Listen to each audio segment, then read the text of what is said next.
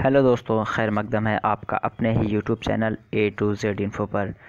दोस्तों, आज हम उर्दू अनुवादक पार्ट 51 लेकर आपके बीच हाजिर हैं और अभी तक टोटल हमारे 50 पार्ट्स हो चुके हैं, जिसमें हमने मॉडल टेस्ट पेपर या फिर उर्दू अनुवादक का ट्रांसलेशन, उर्दू अनुवादक में जो ग्रामर का पोर्शन आने वाला है, या फिर जीके का उर्दू में ट्रांसलेशन, हिंदी में ट्रांसलेशन, इंग्लिश का ट्रांसलेशन, इन सारे क्वेश्चंस को मैंने करा दिए है। अब मेरा ये चल रहा है टेस्ट मॉडल पेपर चल रहा है टोटल। तो आप लोग जल्दी से जुड़ जाइए और अपने अपने ग्रुप्स में इसको शेयर कर दीजिए और अपने आंसर देते रहिएगा। तो जल्दी जल्दी ग्रुप्स में शेयर कर दीजिए ताकि हम आंसर करते चलें और आप लोग आंसर करते चलिएगा।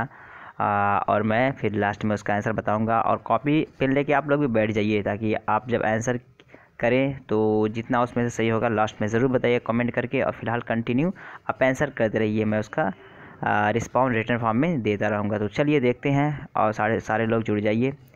एक नंबर देखते हैं, एक नंबर क्वेश्चन में क्या कहा जा रहा है। आप लोग खुद आंसर दे सकते हैं और फिर मेरे आंसर को सुन सकते हैं। जय हिंद का नारा किसने दिया? जय हिंद का नारा किसने दिया? सुभाष चंद्र बोस, महात्मा गांधी, दयानंद सरस्वती। तो जय हिंद का नारा किसने दिया? जय हिंद एक स्लोगन है। क्या दोस्तों, नारा को क्या बोलते हैं? स्लोगन बोलते हैं, SLOGAN। तो यहाँ से आप मुफरदात को भी समझते चलिए। ये जीके के क्वेश्चंस आपके हैं प्लस इसमें आप मुफरदात को भी समझते चलिए। तो जय हिंद का नारा किसने दिया? अगर पता है तो कमेंट कीजिए और नहीं पता है तो सुन लीजिए, इसका जो ऑप्शन 1 बिल्कुल करेक्ट हो जाएगा।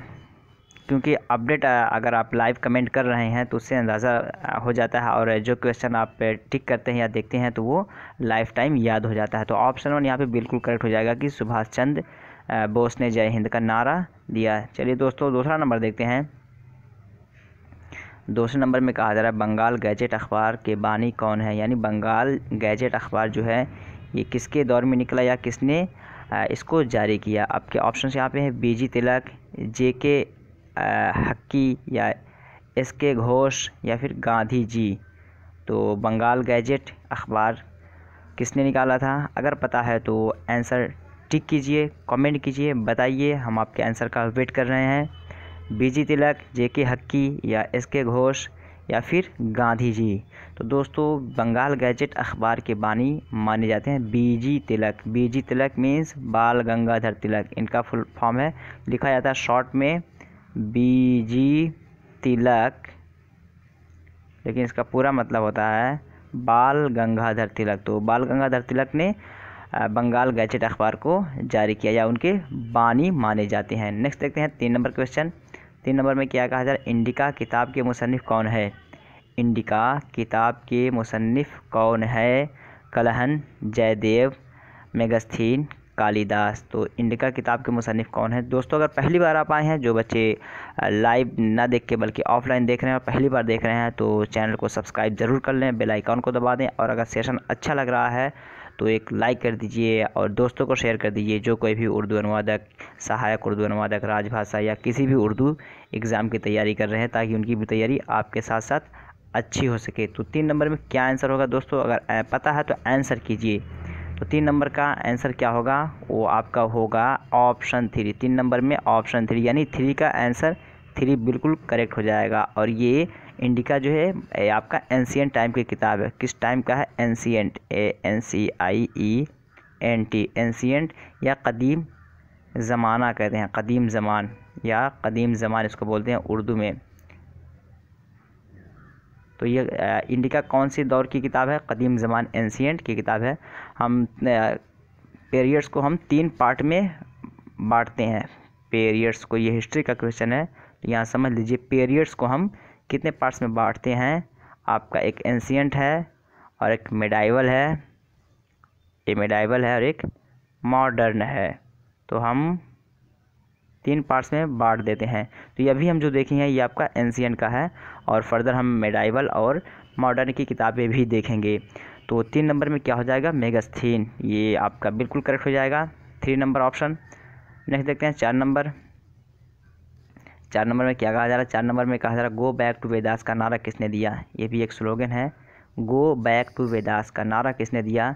रहमान, लालू दत्त और बाना भट्टा, दयानंद सरस्वती। तो किसने दिया था? Go back to Vedas. अगर पता है दोस्तों तो कमेंट करके ज़रूर बताइए कि गो बैक टू वेदास का स्लोगन किसने दिया। तो यहाँ पे दयानंद सरस्वती बिल्कुल सही हो जाएगा, बिल्कुल सही हो जाएगा। ऑफलाइन जो देख रहे हैं वो वीडियो को रोक करके अपना आंसर दे सकते हैं और फाइंड आउट टोटल करने के बाद वो कमेंट करके ज़रूर बताएंगे कि उनके कितने आंसर सही हुए, ताकि पता चले कि उनकी तैयारी कैसी चल रही है। ये सारे क्वेश्चंस अभी आपके जीके के चल रहे हैं। तो सेशन अगर अच्छा लग रहा है तो शेयर कर दीजिए और लाइक कर दीजिए और दोस्तों को अवेयर कीजिए इस चैनल के बारे में। तो 4 नंबर का ऑप्शन 4 बिल्कुल करेक्ट हो जाएगा। 5 नंबर देखते हैं, हुमायूं नामा के मुसन्निफ़ कौन है। हुमायूं नामा के मुसन्निफ़ एक किताब है ये, इसके मुसन्निफ़ आपसे पूछा जा रहा है, राइटर जिसको हिंदी में लेखक बोलते हैं, कौन है आपको ये बताना है। गुलबदन बेगम एक में है, अमीर खुसरू, अबुल फजल, मलिक मोहम्मद जैसी।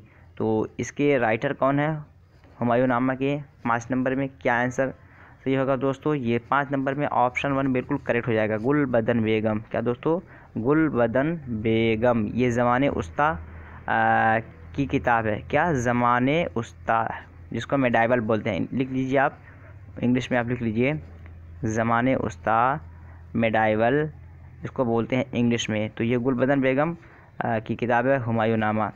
तो ऑप्शन 1 बिल्कुल यहाँ पे करेक्ट हो जाएगा। नेक्स्ट देखते हैं 6 नंबर में कहा था पर्सपेक्ट्स ऑफ जेसस किताब के मुसन्निफ़ कौन है।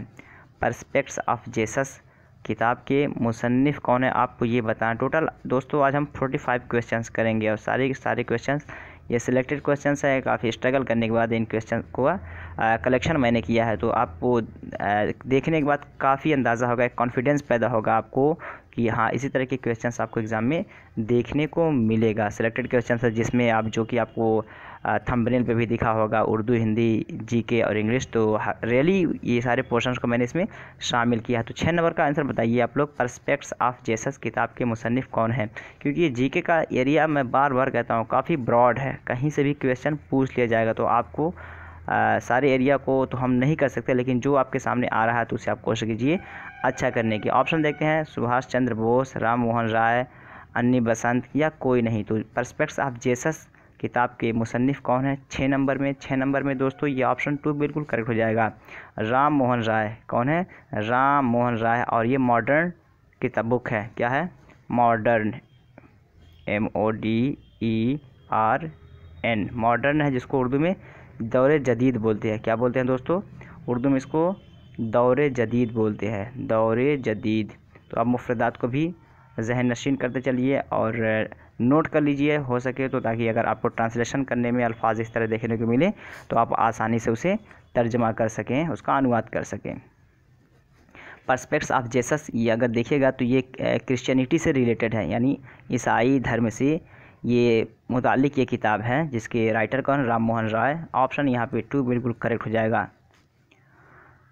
नेक्स्ट देखते हैं, तो आप दोस्तों को शेयर कर दीजिए ताकि वो भी ज्वाइन हो जाएं और वो भी वीडियो का आनंद उठा के अपना फ़ायदा हासिल कर सकें। तो 7 नंबर का देखते हैं, कलिंगा का जंग कब हुआ, बैटल ऑफ कलिंगा। 7 नंबर में है कलिंगा का जंग। ये कलिंगा ही रहेगा और इसको जंग को क्या बोलते हैं, बैटल, BATTLE, बैटल बोलते हैं। तो कलिंगा का जंग कब हुआ, ये आपका ईसा मसीह पूर्व, कबले मसीह भी कब बोलते हैं इसको, BC है, बिफोर क्राइस्ट करके होता है। ऑप्शन देख लेते हैं यहाँ पे, 260 BC, 261 BC, 262 BC और 263 BC। तो कलिंगा का जंग कौन से सन में हुआ था आपको ये बताना है। तो दोस्तों यहाँ पे 2 जो है ये बिल्कुल करेक्ट हो जाएगा, 261 BC, 261 BC में हुआ था कलिंगा का जंग। तो ऑप्शन 2 यहाँ पे बिल्कुल करेक्ट हो जाएगा। बिफोर क्राइस्ट, ईसा मसीह, मतलब कह सकते हैं कि हज़रत ईसा अलैहिस्सलाम के पैदाइश से पहले का जो पीरियड शुमार होता है उसे हम बोलते हैं BC। और AD बोला जाता है कि जब ईसा अलैहिस्सलाम के ज़माने के बाद को जो दौर है उसे हम AD बोलते हैं, एन्नो डोमिनी। अगला देखते हैं, तो यहाँ पे 7 का 2 बिल्कुल सही हो जाएगा। 8 नंबर देखते हैं, 8 नंबर में क्या कहा जा रहा है, लोकनायक किस महान शख्सियत का उर्फ़ी नाम है। लोकनायक किस महान शख्सियत का उर्फ़ी नाम है, यानी यहाँ पे निक नेम पूछा जा रहा है, NICKNAME, निक नेम पूछा जा रहा है कि किस महान शख्सियत का नाम कह सकते हैं लोकनायक है। आपके ऑप्शन यहाँ पे रविंद्रनाथ टैगोर को या अब्दुल गफ्फार, बाल गंगाधर तिलक। तो 8 नंबर का यह सवाल है। तो 8 नंबर में किसे कहा जाता है दोस्तों? लोकनायक। 8 नंबर में ऑप्शन अगर आपको पता है तो आप कमेंट कीजिए, और नहीं पता है तो थोड़ा सा वेट कीजिए, मैं बता दे रहा हूँ। इसका ऑप्शन 3 बिल्कुल करेक्ट हो जाएगा। बाल गंगाधर तिलक को लोकनायक कहा जाता है। लोकनायक का लोकनायक उर्फी नाम किसका है? बाल गंगाधर तिलक को। अभी मैंने बताया था कि बीजी यहाँ पे आ गया ना, बाल गंगाधर तिलक, लेकिन शॉर्ट में इंग्लिश में लिखते हैं तो बीजी तिलक ही लिखा जाता है, और इनको पूरा बोला जाता है बाल गंगाधर तिलक। तो ऑप्शन 3 यहाँ पे बिल्कुल करेक्ट हो जाएगा। कहीं कहीं आपको 3 ऑप्शन ही देखने को मिलते होंगे, इसलिए कि टाइम कंज्यूम नहीं होगा उससे ज़्यादा। अगर कम ऑप्शन रहेगा, ज़्यादा ऑप्शन होगा तो कन्फ्यूजन ज़्यादा होता है, लेकिन वहाँ पे आपको ऑप्शंस पूरे देखने को मिलेंगे। यहाँ पे आपको कॉन्सेप्ट क्लियर करते हुए चलना है, ताकि वहाँ ऑप्शन देखने के बाद आंसर आप आसानी से कर सके। मोती मस्जिद कहाँ पर वाक़ है? मोती मस्जिद कहाँ पर वाक़ है? ऑप्शंस अजमेर, दिल्ली, लाहौर या आगरा।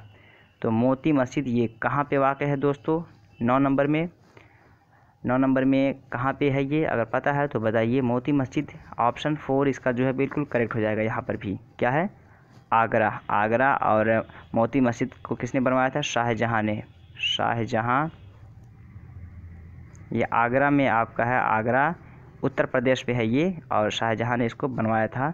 तो फ़िलहाल यहाँ पे आप पे मोती मस्जिद कहाँ पर है ये, और प्लस ये भी जान लिया कि मोती मस्जिद किसने बनवाया था? शाहजहाँ ने। तो यहाँ से आपके 2 सवालात हल हो गए। तो ऑप्शन 4 यहाँ पे बिल्कुल करेक्ट हो जाएगा। 10 नंबर देखते हैं। दस्तूर हिंद तैयार करने में कुल कितना अय्याम लगे थे? यानी कुल कितने अय्याम लगे थे? दस्तूर हिंद कॉन्स्टिट्यूशन ऑफ इंडिया को तैयार करने में कितना दिन लग गया था? आपके ऑप्शंस यहाँ पे हैं। 2 साल 11 महीना 10 दिन, 2 में है 2 साल 2 महीना 26 दिन, और 3 में है 2 साल 11 महीना 18 दिन, 4 में है इनमें से कोई नहीं। तो अगर आपको पता है कि दस्तूर हिंद तैयार करने में कुल कितना दिन लग गया था, तो आप कमेंट करके बताइए कि कितना दिन है वो। तो यहाँ पे दोस्तों 10 का जो सही होगा वो ऑप्शन 3 होगा। 2 years 11 months and 18 days, यानी 2 साल 11 महीना और 18 दिन टोटल लग गया था आपको दस्तूर हिंद को तैयार करने में। अगला देखते हैं 11 नंबर। सुप्रीम कोर्ट में कुल जजों की तादाद कितनी है? सुप्रीम कोर्ट में कुल जजों की तादाद कितनी है? 30, 31 या 34 या फिर 40। तो कितनी तादाद है? करंट पूछा जा रहा है। करंट मैं पूछ रहा हूँ आपसे, CURRENT। करंट कह सकते हैं कि असर हाजिर कह सकते हैं। करंट अभी चलता हुआ फ़िलहाल कितने जज हैं उसमें। तो दोस्तों इससे पहले जो अभी इसमें जजों की तादाद थी वो पहले तो 11 नंबर का अगर आपको आंसर पता है तो आंसर बता दीजिए। ऑप्शन यहाँ पे आंसर पहले 3 में बता दे रहा हूँ कि ऑप्शन 3 यहाँ पे पहले करेक्ट होगा। टोटल पहले जजों की तादाद कितनी थी? 31 प्लस ऐड करके टोटल जो बनाया गया है वो आपका हो गया है 34। तो अब 34 जजों की तादाद है, इंक्लूडिंग क्या नाम है जो उसका जो जज है उन तमाम जजों को मिला करके, या फिर उसके अंदर जो सारे जज से मुतालिक हैं वो टोटल अब आपके 34 माने जाते हैं। तो ये आपका ऑप्शन 3 जो है बिल्कुल सही हो जाएगा। अगला देखते हैं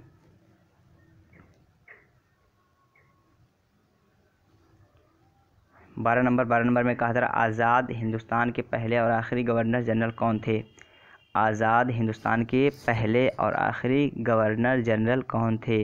मतलब फ्री इंडिया के फर्स्ट और लास्ट गवर्नर जनरल कौन थे ये आपको बताना है। Lord Canning, Lord Dalhousie, Lord Mountbatten. तो किन्हें माना जाता है आज़ाद हिंदुस्तान के पहले और आखिरी गवर्नर जनरल? 12 नंबर का है। अगर पता है तो आप कमेंट करके ज़रूर बताइए। Lord Mountbatten. किसे दोस्तों? Lord Mountbatten. जो लोग ऑफलाइन देख रहे हैं बाद में, वो लोग वीडियो को रोक करके अपना आंसर दे सकते हैं, और लाइव जो है वो अपना कमेंट में आंसर देते चलें ताकि अंदाज़ा लगे कि कितनी उनकी तैयारी चल रही है। अगला देखते हैं 13 नंबर। 13 नंबर में क्या कहा जा रहा है? 12 का तो 3 बिल्कुल करेक्ट हो जाएगा। 13 नंबर में कहा जा रहा है सदर जमहूरी राज्यसभा में कितने मेंबर्स का इंतखाब करता है? यानी प्रेसिडेंट ऑफ इंडिया कितने मेंबर्स का सिलेक्शन करता है राज्यसभा में, ये आपको बताना है। 2, 12, 15, 20। तो कितने मेंबर्स का सिलेक्शन करता है? 13 नंबर का सवाल है ये। अगर पता है तो बताइए, और अच्छा क्वेश्चन है और कॉन्स्टिट्यूशन से रिलेटेड है और ये पॉलिटी का क्वेश्चन है। तो दोस्तों ये 12 लोगों को सिलेक्ट करता है। इसमें से कुछ जो होते हैं वो डिफरेंट एक्सपर्टीज़ फील्ड्स के होते हैं, जिनका सिलेक्शन उनके फील्ड्स के महारत के बुनियाद पे किया जाता है। तो 13 का ऑप्शन 2 बिल्कुल करेक्ट हो जाएगा। 14 नंबर देखते हैं, बुनियादी हुकूक़ के तहत कितने हुकूक़ आते हैं। बुनियादी हुकूक़ के तहत कितने हुकूक़ आते हैं? 4 है, 5 है, 6 है या 7 है। तो बुनियादी हुकूक़ कहते हैं मतलब फंडामेंटल राइट। फंडामेंटल राइट के तहत कितने हुकूक़ आते हैं, कितने राइट्स आते हैं, आपको ये बताना है। यानी टोटल करंट अभी आपको बताना है कि कितने आते हैं। अगर पता है तो कमेंट कीजिए। तो दोस्तों 14 नंबर में जो आपका सही होगा वो ऑप्शन 3 हो जाएगा। क्यों? इसलिए कि पहले आपका 7 था, फिर -1 किया गया, जिससे जो कि आपका राइट टू प्रॉपर्टी था, राइट टू प्रॉपर्टी था, इसको निकाल दिया गया। तो राइट टू प्रॉपर्टी को निकाल दिया गया। टोटल आपके करंट जो हैं वो आपके 6 हैं। तो फंडामेंटल राइट आपके टोटल कितने हुए? 6। तो इस तरह आपके ऑप्शन जो 3 में है वो बिल्कुल करेक्ट हो जाएगा कि बुनियादी हुकूक़ के तहत कितने हुकूक़ आते हैं। अब आपके 6 आते हैं। नेक्स्ट देखते हैं 15 नंबर, लार्जेस्ट रिटन कॉन्स्टिट्यूशन कहाँ पर है, यानी किस देश का कॉन्स्टिट्यूशन सबसे ज़्यादा लिखा हो, यानी ज़्यादा सफ़ों पर मुश्तमल है। किस देश का कॉन्स्टिट्यूशन है वो ज़्यादा सफ़ों पर मुश्तमल है? मिस्र है, अमेरिका, इंग्लैंड या फिर भारत। तो किस देश का कॉन्स्टिट्यूशन सबसे ज़्यादा है, सफ़ों पर मुश्तमल है? अगर आपको आंसर पता है तो आंसर इसका टिक कीजिए। ये आपका 15 नंबर का क्वेश्चन है और जीके का ये लास्ट क्वेश्चन आज है। और तो इसका जो ऑप्शन 4 है ये बिल्कुल करेक्ट हो जाएगा। क्या है? भारत। तो भारत जो है, भारत का जो आईन है सबसे ज़्यादा सफ़ों पर मुश्तमल है। 16 नंबर देखते हैं। 16 नंबर में ये आपका ट्रांसलेशन से रिलेटेड है, ग्रामर के पोर्शन से रिलेटेड है। तो कहा जा रहा है कि अर्बनाइजेशन का हिंदी अनुवाद क्या होगा। अर्बनाइजेशन का हिंदी अनुवाद क्या होगा? आपके ऑप्शंस यहाँ पे हैं, समाजवादी, केंद्र सरकार या फिर शहरीकरण। तो अर्बनाइजेशन का जो आपका हिंदी अनुवाद होगा वो आपका क्या होगा? शहरीकरण। शहरीकरण ये एक तरह का शहर में बाशिंदा रहने से मुतालिक है। तो शहरीकरण ये आपका यहाँ पे बिल्कुल करेक्ट हो जाएगा कि अर्बनाइजेशन का हिंदी अनुवाद होगा शहरीकरण। अगला देखते हैं 17 नंबर, असेसमेंट का उर्दू तर्जुमा क्या होगा। असेसमेंट का उर्दू तर्जुमा क्या होगा? ऑप्शंस यहाँ पे हैं, तशख़ीस, तामीम, मफरूज़ा या फिर इम्तिहान। तो दोस्तों क्या होगा असेसमेंट का उर्दू तर्जुमा? तशख़ीस, तामीम, मफरूज़ा या फिर इम्तिहान। अगर पता है तो कमेंट कीजिए। ये अच्छा वर्ड है, काफ़ी इस्तेमाल होता है, टेक्निकल वर्ड भी है। ये एजुकेशन के फील्ड में बहुत ज़्यादा इस्तेमाल होता है। एजुकेशन के फील्ड में इसका इस्तेमाल बहुत ज़्यादा होता है असेसमेंट का। तो क्या होगा 17 का राइट ऑप्शन? 17 का राइट बिल्कुल 1 इसका सही हो जाएगा। क्या है? तशख़ीस बोलते हैं, असेसमेंट को तशख़ीस बोलते हैं। तो ऑप्शन 1 यहाँ पे बिल्कुल करेक्ट हो जाएगा। नेक्स्ट देखते हैं 18 नंबर। 18 नंबर में कहा जा रहा है एसोसिएशन का हिंदी तर्जुमा क्या होगा। एसोसिएशन का हिंदी अर्थ क्या होगा? प्रयास, क्षमता, सफल या समिति। एसोसिएशन का हिंदी तर्जुमा क्या होगा? अगर पता है तो कमेंट कीजिए और अगर नहीं पता है तो भी कमेंट कीजिए। हो सकता है कि आपका अंदाज़ा जो लगा रहे हैं लेकिन आप डर रहे हैं कि गलत हो जाएगा। कोई बात नहीं, गलत हो जाएगा तो गलती करके ही हम सीखते हैं। तो क्या होगा 18 नंबर में, क्या सही होगा दोस्तों? 18 नंबर में आपका क्या सही होना चाहिए? यहाँ पे समिति लफ्ज़ जो है ये आपका बिल्कुल करेक्ट हो जाएगा। हिंदी का एसोसिएशन का हिंदी जो है समिति, ये बिल्कुल सही हो जाएगा। इसको उर्दू में बोलते हैं अंजुमन। क्या बोलते हैं? अंजुमन बोलते हैं। तो उर्दू में इसको अंजुमन बोलते हैं और इंग्लिश में एसोसिएशन और हिंदी में इसको समिति बोलते हैं। तो दोस्तों अगर सेशन अच्छा लग रहा है तो दोस्तों को शेयर कर दीजिए जो अभी तक नहीं आए, ताकि वो भी आ जाएं, जुड़ जाएं और इस वीडियो का फ़ायदा उठा सकें। और अच्छा लग रहा है तो लाइक ज़रूर कीजिएगा और लास्ट में जाते जाते टोटल बताइएगा कितने आपके सही हुए हैं और वीडियो को सब्सक्राइब करके जाइएगा। नेक्स्ट देखते हैं 20 नंबर। 20 नंबर में क्या कहा जा रहा है? अथेंटिकेट का हिंदी अनुवाद क्या होगा। लास्ट तक बने रहिए, आपको काफ़ी फ़ायदा होगा। आपके सारे कॉन्सेप्ट्स सिलेबस के हवाले से यहाँ पे कवर हो जाएगा। अथेंटिकेट का हिंदी अनुवाद क्या होगा? यहाँ पे ऑप्शन से हैं, अधिकारी, प्रमाणित, अधिप्रमाणित या कोई नहीं। तो अथेंटिकेट का हिंदी अनुवाद क्या होगा? अगर पता है तो बताइए। अच्छा वर्ड है, काफ़ी टेक्निकल वर्ड है और ये हुकूमत के तहत काफ़ी इस्तेमाल होने वाला वर्ड है। इसे हिंदी में क्या बोलते हैं आपको ये बताना है। तो दोस्तों ऑप्शन 3 जो है 19 का ऑप्शन 3 जो है बिल्कुल करेक्ट हो जाएगा। क्या है कि अधिप्रमाणित ये बिल्कुल सही हो जाएगा। ऑथेंटिकेट का हिंदी तर्जुमा और इसको उर्दू में बोलते हैं मुस्तनद करना। क्या बोलते हैं? मुस्तनद करना। तो मुस्तनद करना ये आपका हो जाएगा उर्दू में, और हिंदी में अधिप्रमाणित, और इंग्लिश में बोलते हैं ऑथेंटिकेट। तो ये हो जाएगा 19 का बिल्कुल ऑप्शन 3 बिल्कुल सही हो जाएगा। नेक्स्ट देखते हैं 20 नंबर। 20 नंबर में क्या कहा जा रहा है? स्वशासी शब्द का उर्दू अनुवाद क्या होगा? स्वशासी शब्द का उर्दू अनुवाद क्या होगा? काफ़ी अच्छा वर्ड है, थोड़ा सा अनोखा लग रहा है, लेकिन इसे अगर जुमले में आप इस्तेमाल करेंगे तो अच्छा जुमला बनेगा आपका। देखते हैं यहाँ पे ऑप्शन, यहाँ पे खुद अख्तियारी, मोहताज, अशिया या ज़रूरत। तो क्या इसका सही होगा उर्दू? और अगर आपको उर्दू पता है तो इसका आंसर आप टिक कर लीजिए। स्वशासी किसे कहते हैं दोस्तों? यहाँ पे मोहताज के माने क्या है? ज़रूरत, जिस किसी शख्स को ज़रूरत हो उसे मोहताज कहते हैं। अशिया कहते हैं चीज़ को, ज़रूरत कहते हैं नीड को, आवश्यकता को।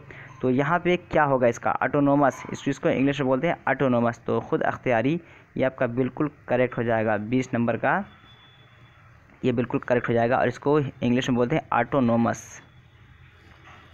AUTONOMUS, ऑटोनोमस ये बिल्कुल करेक्ट हो जाएगा आपका इंग्लिश में। और उर्दू में खुद अख्तियारी और हिंदी में स्वशासी। तो अच्छा वर्ड है, बोलते हैं एक होता है ऑटोक्रेटिक, एक होता है डेमोक्रेसी। तो उसी जो आपका ऑटोक्रेटिक होता है वो इसी के माने में है ऑटोनोमस। नेक्स्ट देखते हैं हाली। ये आपका उर्दू अदब से कुछ क्वेश्चंस मैंने शामिल किया है। हाली का पूरा नाम क्या है? काफ़ी आसान है, अगर पता है तो आंसर कीजिए। अच्छा है, आपका रिवीजन हो जाएगा यहाँ से। कुछ आसान कुछ दुश्वार दोनों टाइप्स के क्वेश्चंस मैंने दाखिल किया। हाली का पूरा नाम क्या है? ऑप्शन यहाँ पे है मोहम्मद अल्ताफ़, और 2 में है मौलाना अल्ताफ़ हुसैन हाली, और 3 में है मौलाना मोहम्मद हाली। तो क्या इनका पूरा नाम है 21 नंबर में?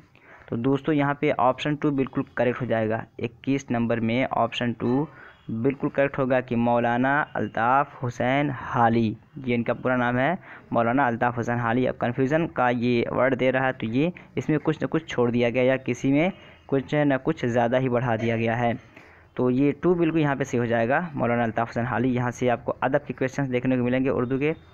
अगला देखते हैं 22 नंबर। मौलाना हाली की पैदाइश कहाँ पर हुई? मौलाना हाली की पैदाइश कहाँ पर हुई? फैज़ाबाद, दिल्ली, लखनऊ या फिर पानीपत? मौलाना हाली की पैदाइश कहाँ पे हुई? अगर पता है तो कमेंट कीजिए, और सेशन अच्छा लग रहा है तो दोस्तों को ज़रूर शेयर कीजिए ताकि वो भी जुड़ सके हमारे साथ। तो 22 नंबर में क्या होगा सही दोस्तों? 22 नंबर का करेक्ट आंसर क्या होगा बताइए? 22 नंबर का करेक्ट आंसर आपका होगा पानीपत। कहाँ पे पैदाइश हुई थी? उनकी पैदाइश पानीपत में हुई थी। तो इनके हवाले से भी प्रीवियस वीडियोस में मैंने करा दिया। अगर आप मेरे प्लेलिस्ट में जाएंगे तो वहाँ पे Urdu MCQs on different topics का एक प्लेलिस्ट मिलेगा। उसमें आपके बहुत सारे ग्रामर के क्वेश्चंस हैं, गालिब पे है, इकबाल पे है, उर्दू अदब पे है, इस तरह क्वेश्चंस आप मिलेंगे। तो वहाँ पे मैंने इसे करा दिया, तो वहाँ से भी आप इसे प्रीफर कर सकते हैं, देख सकते हैं। तो 23 नंबर का देखते हैं सवाल।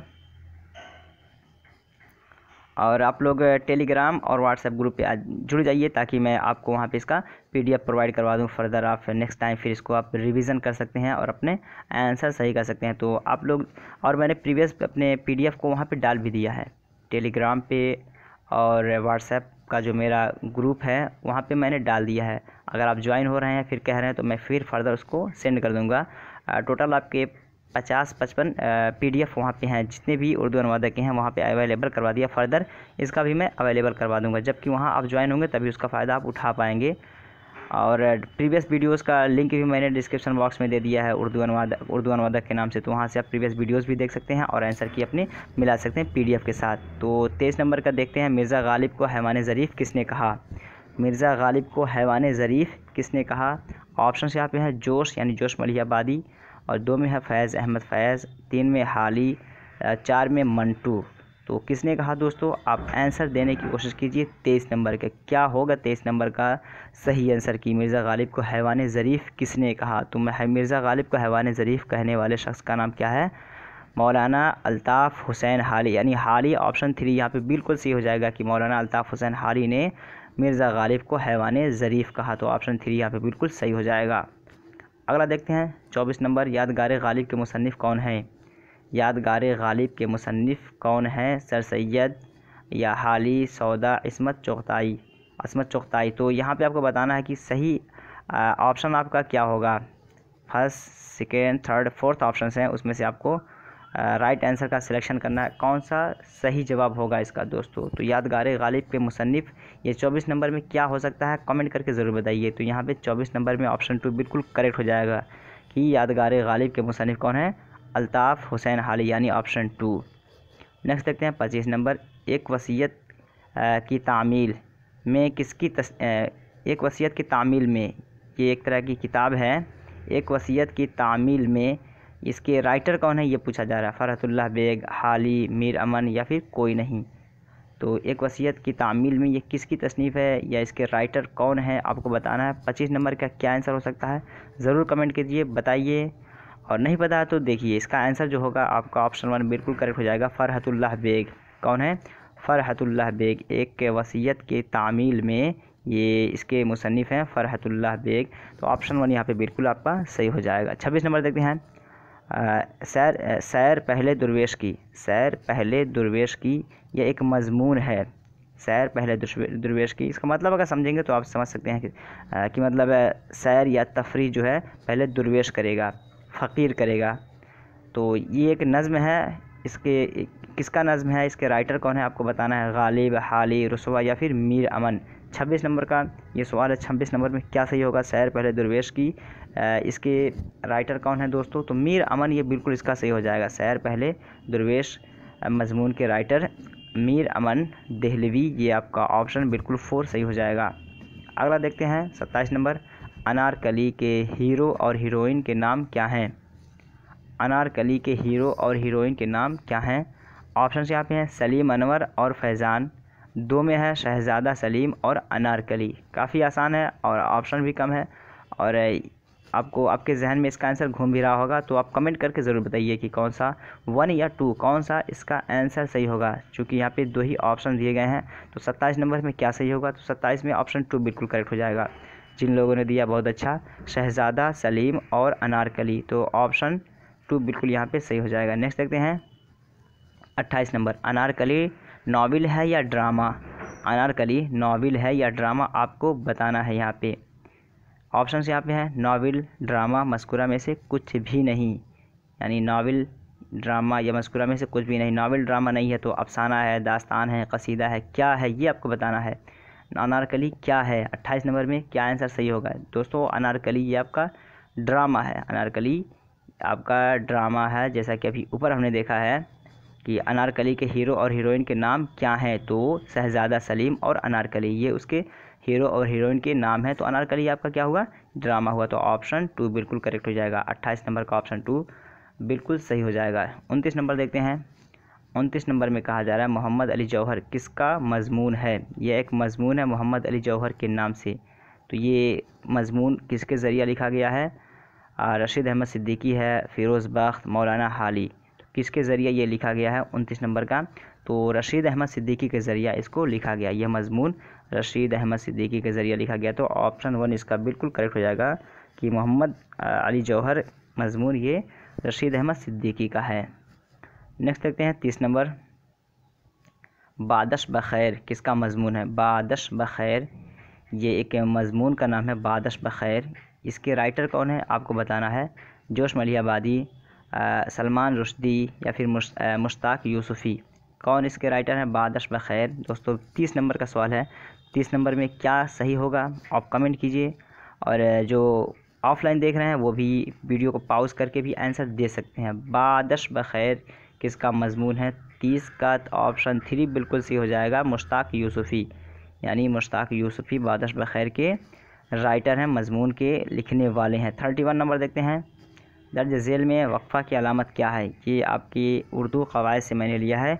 जिस तरह आपके पंचुएशन इंग्लिश में होते हैं, क्या बोलते हैं दोस्तों, पंचुएशन, PUNCTUATION,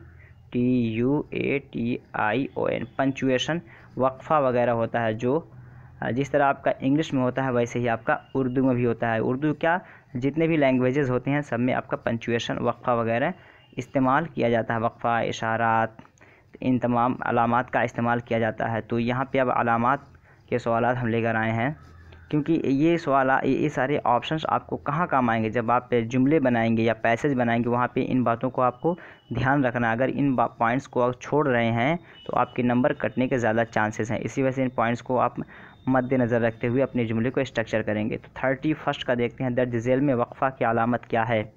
दर्ज झेल में वक्फ़ा की अलामत क्या है दोस्तों, अगर पता है तो बताइए कि दर्ज झेल में वक्फ़े की अलामत क्या है। ये देख रहे हैं, चूँकि मैं नाम नहीं ले सकता इसी वजह से मैं ऑप्शन 1, ऑप्शन 2, ऑप्शन 3 या ऑप्शन 4, तो क्या करेक्ट होगा दोस्तों 31 का सही आंसर क्या होगा, जिसको कि इंग्लिश में बोलते हैं सेमी कॉलन। क्या बोलते हैं, सेमी कॉलन। मैं बता दे रहा हूँ कि वक्फ़े को सेमी कॉलन बोलते हैं, सेमी COLON, सेमी कॉलन बोलते हैं। लेकिन वो अलामत कौन सा है आपको बताना है, अगर पता है तो बताइए 31 का क्या सही होगा। 31 का ऑप्शन 3 बिल्कुल इसका करेक्ट हो जाएगा। सेमी कॉलन बोलते हैं इसको, ये इस तरह का लिखते हैं, तो ये ऑप्शन 3 यहाँ पे बिल्कुल करेक्ट हो जाएगा 31 का। नेक्स्ट देखते हैं 32 नंबर, फ़िजाइया की अलामत कौन सी है। फ़िजाइया की अलामत कौन सी है, अगर आपको पता है तो बताइए। ऑप्शन 1, ऑप्शन 2, ऑप्शन 3, ऑप्शन 4, कोई नहीं। तो फ़िजाइया की अलामत कौन सा है 32 में। 32 में आपका जो सही होगा वो आपका ऑप्शन 2 बिल्कुल करेक्ट हो जाएगा, जिसको इंग्लिश में बोलते हैं एक्सक्लामेशन। क्या बोलते हैं, एक्सक्लामेशन, EXCLAMATION, एक्सक्लामेशन बोलते हैं, जिसको जुमले में लगाने के बाद वो जुमला आपका जुमला इस्तेजाबिया कहलाता है। तो फ़िजाइया की अलामत क्या हो जाएगा आपका ऑप्शन 2 बिल्कुल करेक्ट हो जाएगा। अगर जुमला इस्तेजाबिया आप बना रहे हैं तो आपको ये अलामत आपको लगाना ज़रूरी है, अदरवाइज़ वो आपका जुमला इस्तेजाबिया नहीं होगा। और अगर आप जुमला इस्तेजाबिया बना रहे हैं तो वो जुमला आपका बिल्कुल गलत हो जाएगा, 0 मार्क्स आपको उसमें मिलेंगे। तो ये आपको ध्यान रखना है उस टाइम। 33 नंबर देखते हैं। 33 नंबर में क्या कहा जा रहा है, ब्रैकेट को उर्दू में क्या कहते हैं। ब्रैकेट को उर्दू में क्या कहते हैं, वावैन, कौसैन, वक्फ़ा या कोई नहीं। तो ब्रैकेट को उर्दू में क्या कहते हैं, अगर आपको पता है तो बताइए कि ब्रैकेट को उर्दू में क्या कहा जाता है। तो दोस्तों एक होता है जिसको कौसैन बोलते हैं और एक वावैन बोलते हैं। तो ब्रैकेट को क्या बोलते हैं, ब्रैकेट को आपका बोला जाता है कौसैन। तो कौसैन का ऑप्शन आपका किसमें है, कौसैन का ऑप्शन आपका 2 में है। तो ये आपका बिल्कुल सही हो जाएगा। कौसैन हम बोलते हैं किसको, ब्रैकेट को। और आपको बताना है कि वावैन किसे बोलते हैं, वावैन किसे बोलते हैं। जिस तरह इंग्लिश में आप डायरेक्ट इनडायरेक्ट पढ़ते हैं तो ये इन्वर्टेड कॉमा जो होता है उसे हम बोलते हैं वावैन। तो ये भी आप जहन नशीन कर लीजिए। ये जो है इसको अगर सिंबलाइज़ करेंगे तो इस तरह कुछ इसका सिंबल बनेगा वावैन। मान लीजिए किसी की बात को डायरेक्ट हम नरेट करते हैं तो वो वावैन का इस्तेमाल करते हैं, इन्वर्टेड कॉमा का इस्तेमाल करते हैं। नेक्स्ट देखते हैं 34 नंबर। ये अलामत, ये जो दिख रहा है आपको, ये अलामत क्या है। अलिफ पे, चलिए बता दे रहा हूँ, अलिफ पे 2 ज़बर है, ये अलामत क्या कहलाता है, तमसील, तनवीन, तकमील या फिर तफसीर। ये अलामत क्या है, तमसील, तनवीन, तकमील या फिर तफसीर। तो अगर यहाँ पे आपको 2 ज़बर दिख रहा है, 2 ज़ेर, 2 पेश, तो इसको हम क्या कहते हैं उर्दू के इस्तिलाह में, 34 नंबर का है। अगर आपको पता है तो इसका आंसर आप दीजिए। तो दोस्तों इसको जो बोलते हैं 2 ज़बर, 2 ज़ेर, 2 पेश, उसको हम तनवीन बोलते हैं। तो तनवीन कहाँ है, ऑप्शन 2। तो ऑप्शन 2 यहाँ पे बिल्कुल करेक्ट हो जाएगा। नेक्स्ट देखते हैं 35 नंबर। 35 में क्या कहा जा रहा है, ऐसा लफ्ज़ जिसके ज़रिया जज्बा, हैरत, गुस्सा या खौफ ज़ाहिर हो तो वहाँ पर क्या निशान लगाते हैं। अभी हमने बताया एक्सक्लामेशन, जुमला इस्तेजाबिया। जुमला इस्तेजाबिया आप लिखूँगा ज़्यादा टाइम लगेगा, आप सुन लीजिए। इंग्लिश में एक्सक्लामेशन बोलते हैं और उर्दू में जुमला इस्तेजाबिया। जुमला इस्तेजाबिया के जगह पे हम क्या अलामत लगाते हैं आपको बताना है। Option 1, option 2, option 3, option 4। तो क्या लगाते हैं, 35 नंबर का यह सवाल है। 35 नंबर में ये अभी मैंने बताया है, ये इस तरह का जो सिंबल होता है ये जुमले इस्तेजाबिया कहलाता है, यानी 1 कह लीजिए या अलिफ कह लीजिए, उसके डाउन में हम एक डॉट रख देते हैं तो वो आपका जुमले इस्तेजाबिया कहलाता है। तो ये कहाँ है? ऑप्शन 4 बिल्कुल इसका करेक्ट हो जाएगा। 36 नंबर देखते हैं। मुझे मुताला करना अच्छा लगता है, इसकी अंग्रेज़ी बनाओ। मुझे मुताला करना अच्छा लगता है, इसका एग्जैक्ट आपको ट्रांसलेशन बनाना है। यहाँ पे I like study, I liking study, या आई लाइक टू स्टडी, या फोर्थ में फिर आपका है I am like to study. तो क्या करेक्ट होगा दोस्तों?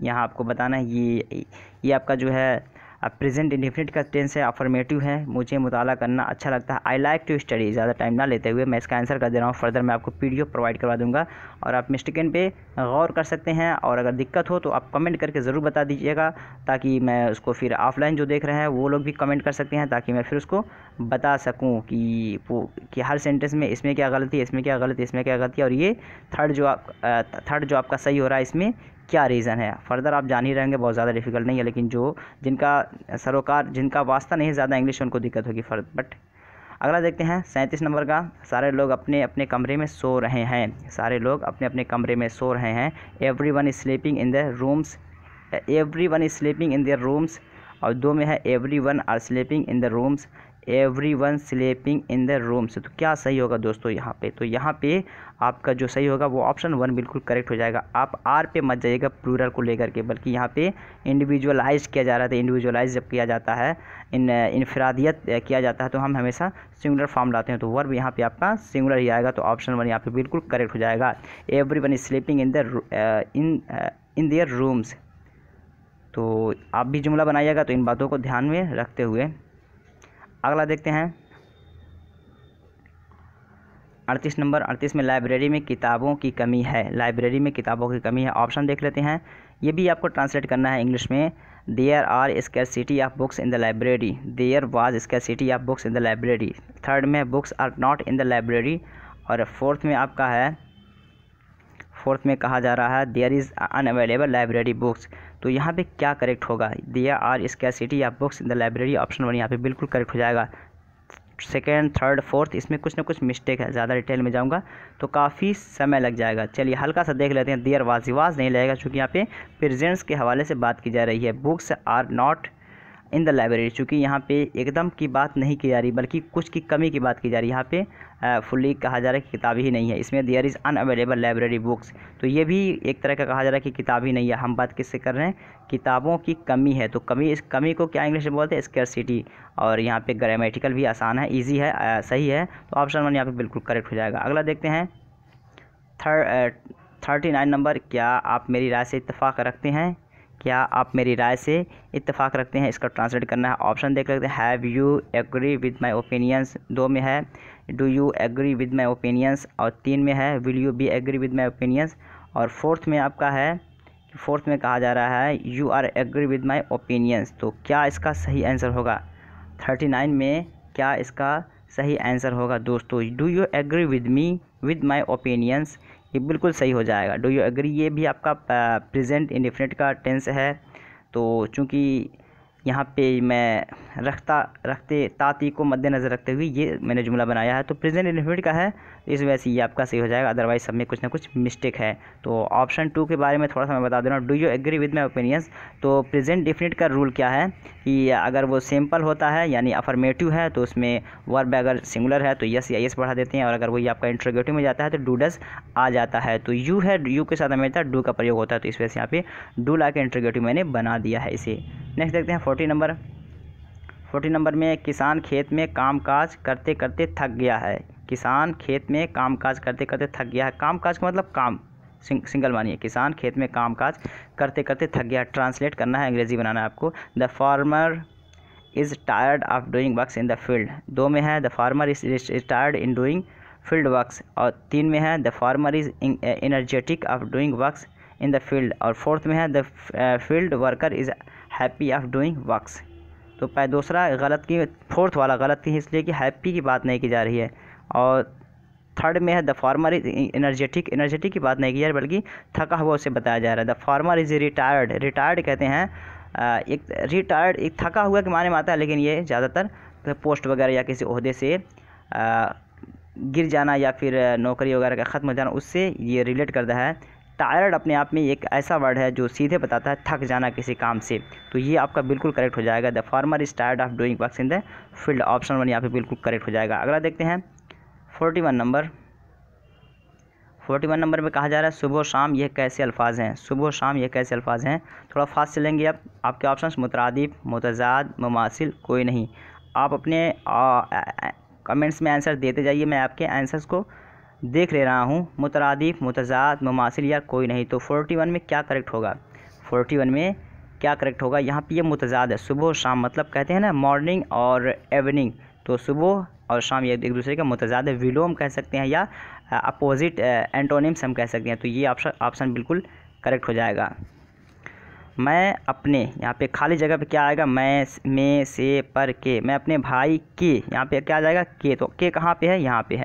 तो फिल इन द ब्लैंक से आपका एक तरह का इंटेलेक्चुअल पावर भी कहता है कि आप जुमले को सही स्ट्रक्चर कर पा रहे हैं नहीं। में तो नहीं लगा देना, से तो नहीं लगा देना, पर तो नहीं लगा देना, आपको हिसाब से लगाना। तो ऑप्शन यहाँ पे 4 बिल्कुल सही फिर हो जाएगा। तो दोस्तों सेशन अगर अच्छा लग रहा हो तो लाइक करके ज़रूर जाइएगा, सब्सक्राइब करके ज़रूर जाइएगा। पहली बार आप देख रहे हैं या फिर पहली बार आप मेरे चैनल पर आप आए हैं। अगला देखते हैं 43 नंबर। 43 में क्या कह रहा है, मछली में पानी तैर रही है। मछली में पानी तैर रही है, जुमला ही जुमला कैसा है, सही है, गलत है, कह नहीं सकते, कुछ नहीं। तो जाहिर सी बात थोड़ा दिमाग लगाएंगे, मछली में पानी तैर रही है, बल्कि मछली जो है पानी में तैर रही, ये होना चाहिए। मछली पानी में तैर रही, तो जुमला आपका गलत हो जाएगा। तो ये क्या होगा, गलत हो जाएगा। तो इस तरह आपके जहन को भी थोड़ा बहुत टेस्ट किया था कि जुमले को आप सही से पहचान पा रहे हैं कि नहीं। तो गलत ये हो जाएगा, बल्कि क्या होना चाहिए, मछली पानी में तैर रही है, ये एक सही जुमला है, आप नोट कर सकते हैं इसका करेक्शन। अगला देखते हैं 44 नंबर। क्या आप मुझे जानते हैं, कैसा जुमला है, सही, गलत, कह नहीं सकते हैं, कुछ नहीं। क्या आप मुझे जानते हैं, ये आपको तो लग रहा होगा कि आसान है, लेकिन अभी मैं पंक्चुएशन पढ़ाया हूँ। तो सवालिया के बाद क्या अलामत लगाते हैं, क्वेश्चन मार्क लगाते हैं। यहाँ पे लगा क्या है, यहाँ पे फुल स्टॉप लगा दिया गया, इस वजह से ये जुमला गलत हो जाएगा। तो इन बातों को भी ध्यान रखना है कि अगर आप जुमला बना रहे हैं तो अगर इंट्रोगेटिव है तो आपको ये क्वेश्चन मार्क लगाना है, एक्सक्लेमेटरी है तो आपको फिर एक्सक्लेमेटरी अलामत लगाना है, या फिर सेमीकोलन वक्फा लगा रहे हैं, वावेन लगा रहे हैं, कौसैन का बना रहे हैं, तो उन अलामात को भी आप जहन में रखते हुए ज़रूर बनाइएगा। अगला लास्ट देखते हैं, और ये लास्ट का आज का आखिरी होगा। खैर ख्वाह का उर्दू तर्जमा क्या होगा, खैर ख्वाह का उर्दू तर्जमा क्या होगा, ये देखते हैं। आपके ऑप्शन से हैं, बुरा चाहने वाला, अच्छा चाहने वाला, मदद करने वाला। खैर के माने क्या होता है दोस्तों, खैर के माने अगर पता है तो आंसर आप कर लीजिए। खैर के माने अच्छा, ख्वाहिंदा माने चाहना, तो अच्छा चाहने वाला, खैर ख्वाह जो होता है अच्छा चाहने वाला। ऑप्शन यहाँ पे 2 बिल्कुल करेक्ट हो जाएगा। तो दोस्तों ये 45 कुछ क्वेश्चन थे। अगर सेशन अच्छा लगा हो तो ये मेरा चैनल है, PDF में भी अगर जो लोग PDF देख रहे हैं तो फर्दर यहाँ से भी आप मेरे चैनल को सब्सक्राइब कर सकते हैं, ताकि उर्दू के हवाले से जो भी वीडियो मैं अपलोड करूँ उसका नोटिफिकेशन आपको सबसे पहले पहुँचे और आपकी तैयारी अच्छी हो सके। चलिए फिर मिलते हैं नेक्स्ट वीडियो में, तब तक के लिए have a nice day, that's all, thank you.